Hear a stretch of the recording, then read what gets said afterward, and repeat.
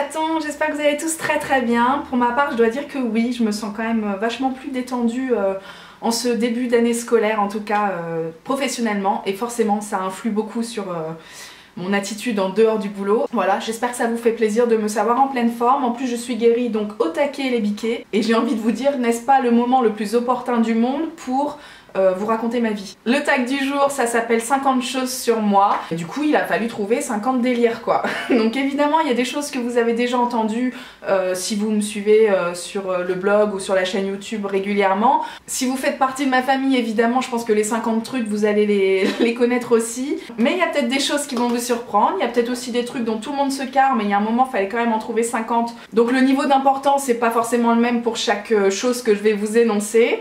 Dans tous les cas, j'espère que cette vidéo vous fera plaisir, que vous apprendrez à en savoir toujours un peu plus sur moi. Et puis je vous propose de commencer tout de suite. Je crois qu'on peut dire que je déteste les champignons. Je ne comprends pas les gens qui acceptent de bouffer volontairement de la terre. Le pire du pire, ça reste quand même ceux en boîte, parce que tu hésites entre une texture un peu croquante, parce que finalement entre tes dents tu le sens, et puis un peu gluante aussi, un peu gélatineuse selon la vieille sauce qu'il y a autour. Franchement c'est pas jouable du tout, ça me fout des frissons rien que d'en parler, donc non merci. Par contre j'adore le curry, c'est-à-dire que je pourrais en mettre matin, midi, soir dans tous mes plats. Évidemment on en mange plusieurs fois dans la semaine, mais ce qu'il faut savoir c'est qu'en plus, genre je me fais un plat en sauce au curry, quand j'ai fini mon assiette et que j'ai envie d'une salade de fruits par exemple, je vais garder la même assiette juste pour le plaisir de pouvoir tremper mes fruits dans le reste de sauce au curry. Voilà, donc je sais pas si ça craint, mais moi ça me fait très plaisir. À la maison, on a un bocal à poisson qui était la demeure de mon ancien poiscaille et qui a été détourné depuis en bocal à bonbons, voilà, comme plein de gens j'imagine, sauf que moi j'ai jamais bouffé un seul bonbon jusqu'à mes 25 ans et puis c'est après, une fois que j'ai perdu tout mon poids, que j'ai décidé de me mettre au Haribo. Donc il y a un petit problème dans la chronologie du truc, mais c'est un vrai plaisir. La dernière fois que j'ai mangé des moules, ce qui est donc quand même une grande spécialité du nord de la France, c'était à Nice. On va chercher l'erreur. Et surtout j'ai failli vomir sur une hôtesse de l'air par la suite parce qu'en fait on les a mangés avec une copine en terrasse sous 40 degrés et je prenais l'avion 2 heures après. En plus j'étais toute seule à prendre l'avion, donc je débarque dans la file d'attente qui a duré à peu près 50 ans. J'en pouvais plus, j'avais chaud, ça me donnait mal au crâne. Il y avait des sales gosses qui tournaient autour des valises, qui s'amusaient à faire des trap-trap entre nous. Une fois que je suis montée dans l'avion, en fait c'était too much et j'ai pas pu du tout m'asseoir. J'ai demandé tout de suite à aller aux toilettes à l'hôtesse de l'air. Est arrivé ce qui devait arriver. Le problème c'est qu'après elle voulait plus que j'embarque avec tout le monde quoi. Elle voulait me laisser à Nice et effectivement pendant tout le trajet elle m'a ramené verre d'eau sur verre d'eau, sac plastique sur sac plastique, mais tout s'est bien passé. Par contre je bouffe plus de moules, hein, c'est hors de question. Je suis genre hyper complexée par pas mal de trucs, vous allez le voir, mais surtout par la taille de mon front. C'est-à-dire que voilà, l'autoroute à 4 voies, on s'en passerait bien. Si vous faites bien attention, vous ne me verrez jamais complètement droite, par exemple en photo. Sur un selfie, je vais toujours essayer d'être comme ça ou faire le cadre, voilà, le cadre comme ça. Voilà, j'essaie toujours d'avoir un truc qui va casser le délire au niveau de mon front et que les gens s'aperçoivent pas que, notamment si je suis avec d'autres gens, bah le mien est un peu plus grand. J'ai l'impression d'être Rihanna quoi. À côté de ça, je peux pas lutter, c'est-à-dire que la frange, c'est pas jouable non plus parce que quand t'as des joues comme les miennes, si tu caches en plus ton front, enfin au niveau équilibre du visage, non ça va pas. Et puis je peux pas me faire non plus de mèche parce que j'ai un espèce d'épi de chaque côté qui m'empêche de me coiffer correctement. Donc voilà, on fait avec, on essaye de cadrer les photos et puis on espère que les gens acceptent cette facette là de votre physique. Qu'est-ce que vous voulez faire?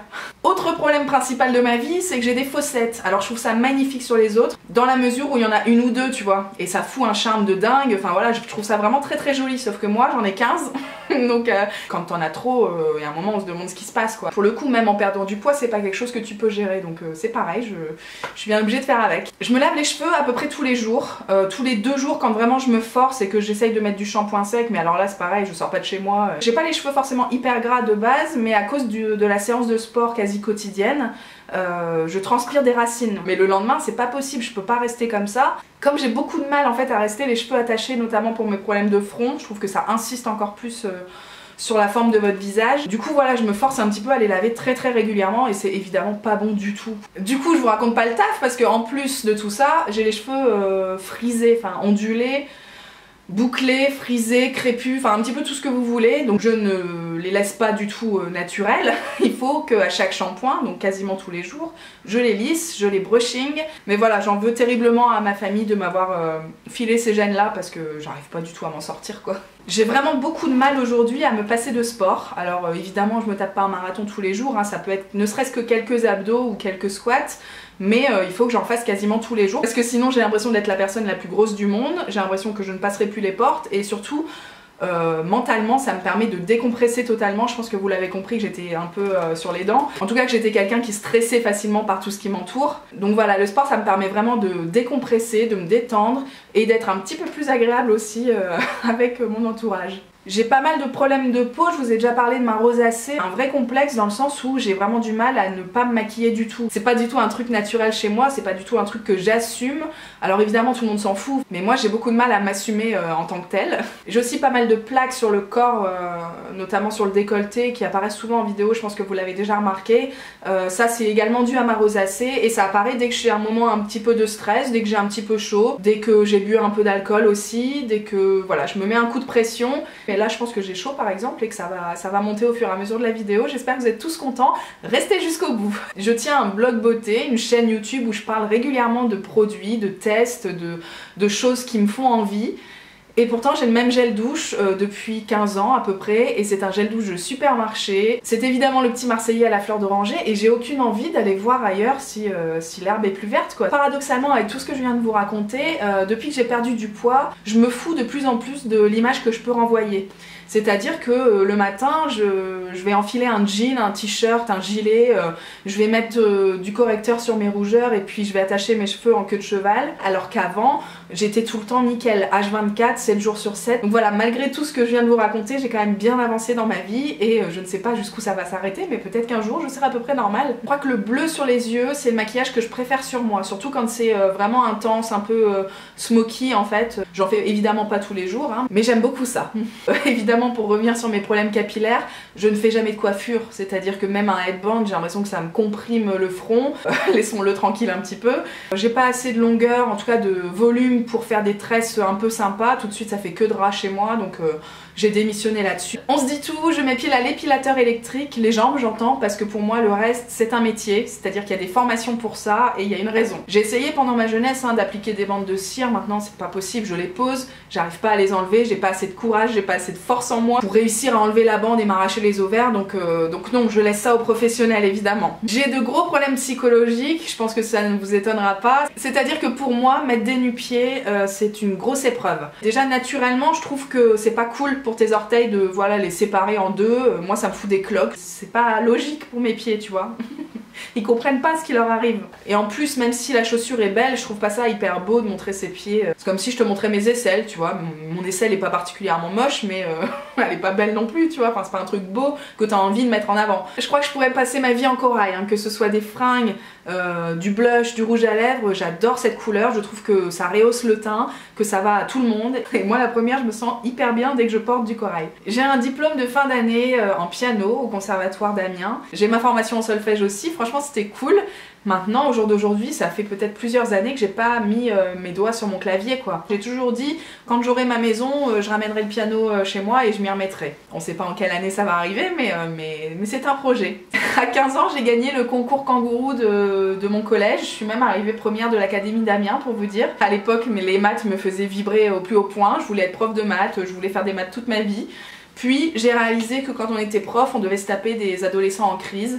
Et je me suis rendu compte que j'avais pas du tout la patience. J'ai fait de l'athlétisme quand j'étais petite et j'étais pas mauvaise, hein, surtout en sprint et en saut de haie, j'adorais ça. On terminait la séance par le saut en hauteur. Et ça pour le coup j'étais vraiment la plus nulle du monde. Le truc des ciseaux et tout, j'ai pas réussi. Et le problème c'est que ça se passait le mercredi après-midi et que c'était papy qui venait me chercher et qui tombait sur ma gueule, qui n'arrivait pas du tout à passer la barre. J'ai essayé de me défendre comme je peux en me disant que la demi-heure d'avant je cartonnais tout au sprint, mais personne me croit. L'île de Groix, je pense que vous le savez, c'est peut-être l'endroit au monde où je me sens le mieux. Maman était enceinte de moi, qu'on y allait déjà. C'est vraiment un endroit qui me rappelle beaucoup de choses. Et j'ai toujours dit que l'homme de ma vie adorerait cet endroit-là aussi, et c'est le cas. Il a ressenti les mêmes choses que moi, donc C'est chouette. Je suis une grande adepte du covoiturage et en fait sur ton profil Blablacar tu peux aller voir tout l'argent que tu as empoché en tant que conducteur et je crois que j'ai dépassé les 1200 balles. Donc voilà, si ça peut vous donner une idée. J'adore ce blog, j'adore cette chaîne YouTube, j'ai des idées d'articles et de revues et de vidéos jusqu'au mois de décembre prochain. Franchement ça devient de plus en plus naturel et de plus en plus plaisant en fait de partager ça avec vous. J'ai plein de trucs à vous raconter et je le fais avec vraiment beaucoup de plaisir. J'espère que ça arrive jusqu'à vous mais nous en tout cas ça nous rend dingue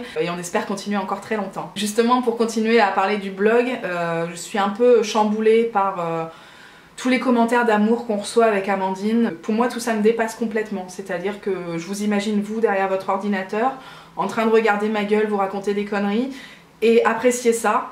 Je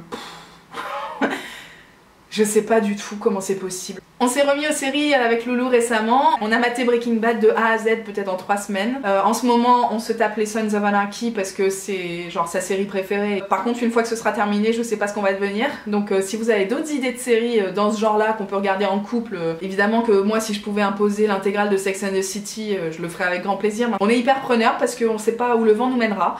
Je crois que je regarde plus du tout la télé en direct. Il y a quelques émissions qui continuent de me plaire et que du coup je regarde souvent en replay. Que ce soit les trucs de cuisine genre Top Chef ou bien les trucs un peu d'aventure, Koh-Lanta et Pékin Express, moi je suis au taquet de chez au taquet.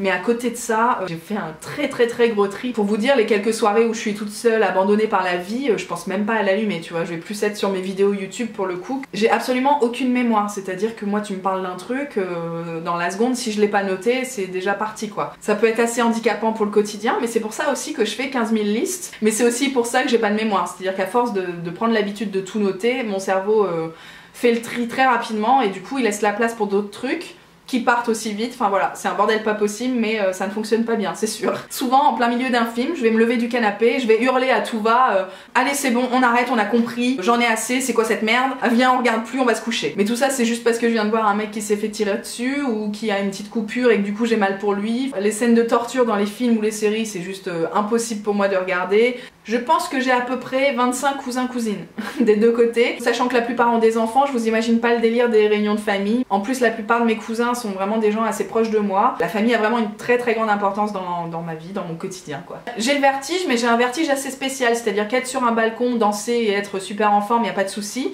Par contre, être en bas de l'immeuble et regarder le dit balcon depuis en bas, ça me fait tourner de l'œil quoi. Alors évidemment, tout ce qui est accrobranche, saut à l'élastique, saut en parachute, tout ça, enfin, je comprends pas pourquoi les gens ont envie de mourir comme ça. J'ai un langage très spécial avec ma sœur. On va se parler avec des expressions un peu bizarres, un accent un petit peu niais aussi. Pour vous donner un petit exemple, entre nous, ça va être un truc du genre je connais personne de plus trop gros chiant que les grosses fesses, arrête un petit peu le gros cirque, j'en ai petit marre. Voilà, j'ai pas vraiment d'explication à tout ça, mais ça nous fait bien marrer. Surtout quand nos mecs reprennent le truc en plus. J'ai aussi un vocabulaire un peu spécial, genre un peu franglais. Je pense que vous avez peut-être perçu 2-3 trucs par-ci par-là. Quand je vois ça chez les autres à la télé ou dans des émissions un peu cheloues, je trouve ça ridicule. Donc je sais pas trop expliquer ce côté-là de ma personnalité. J'ai un iPhone 4, donc même pas 4S ou quoi que ce soit. Et pour moi, c'est l'évolution technologique la plus incroyable de ma vie. J'aime pas la musique boom boom, genre techno. Pour moi, les paroles ont vraiment une grosse importance, et puis l'instru aussi, mais l'instru dans le sens presque acoustique du truc, quoi. C'est vraiment entendre les instruments, c'est pas entendre ton ordinateur derrière, tu vois. Donc voilà, je suis pas hyper friande de tout ce qui se fait maintenant, en termes de musique. J'adore voyager, j'adore voir ce qui se passe un petit peu autour de moi, et apprendre des autres cultures, tout simplement. Ça fait un peu partie de mon métier en plus aujourd'hui. Donc j'essaye tous les 2-3 mois de partir, ne serait-ce qu'en week-end à l'étranger. Ces dernières années, je me suis un petit peu concentrée sur l'Europe et sur les trucs pas trop loin pour des questions budgétaires surtout. J'espère plus tard faire des voyages de ouf. J'espère qu'on aura l'occasion de faire ça et j'espère aussi que mon mec acceptera de reprendre l'avion parce que là, il est un petit peu tendu sur le sujet. Je dois dire que je suis souvent barrée les week-ends, que ce soit dans nos deux familles respectives. Déjà, ça prend pas mal de temps. Alors à côté de ça, les week-ends où on reste à Lille, je brunch pendant 48 heures, j'alterne entre le canapé et le lit, je ne fais absolument rien, ou pas grand chose en tout cas. Et c'est mon grand bonheur de savoir que j'ai un week-end cocooning comme ça qui approche. Je suis hypersensible, je pense que la plupart d'entre vous le savent, j'en ai parlé sur le blog. C'est quelque chose d'hyper flagrant chez moi, hein. Toutes mes émotions sont exacerbées. Je chiale quasiment tous les jours, alors bien souvent c'est de joie, hein, ne vous inquiétez pas non plus pour moi. Je sais même pas comment font les gens qui réussissent à tout garder comme ça enfoui au fond d'eux. Je suis assez impressionnée, ça peut être hyper pratique par moment, mais moi j'avoue que je préfère quand même me délester au fur et à mesure de tout ce qui se passe à l'intérieur et de tout ce que je ressens parce que, mon Dieu, mais sinon j'explose quoi.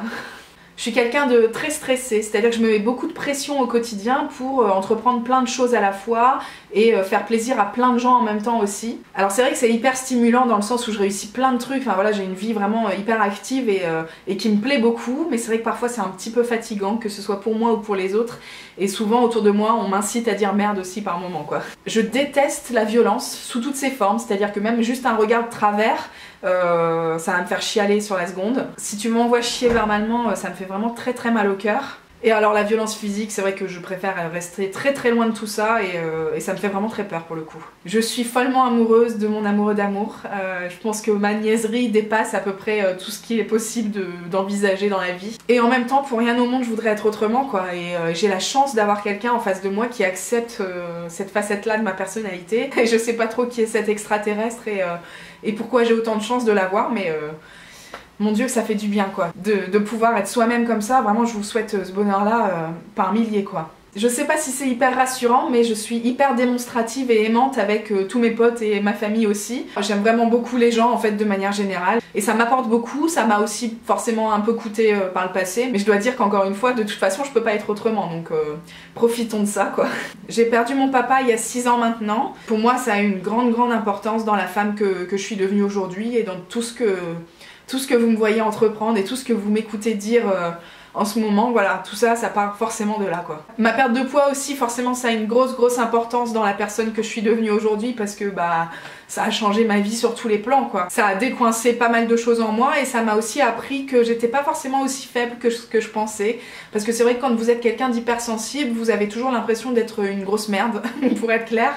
Et du coup là je me suis rendu compte que j'étais aussi combative, que quand je voulais un truc je savais aller le chercher. C'est vraiment un grand pas de se rendre compte de ça, ouais. J'ai beaucoup de mal avec les gens qui parlent fort, qui parlent vite, qui coupent la parole à tout va, qui sont hyper à l'aise naturellement dans un milieu inconnu. En fait je préfère vraiment les personnalités discrètes que tu dois peut-être un petit peu aller chercher, mais qui sont vachement plus attentives aux autres finalement quoi. Je suis moi-même très réservée, alors forcément ça se voit pas forcément sur YouTube parce que bah, je prends sur moi. C'est vrai que de base c'est pas du tout un truc naturel chez moi, et c'est un peu une thérapie aussi quoi. Foutez votre gueule sur YouTube si vous êtes un peu timide, que vous avez pas trop confiance en vous.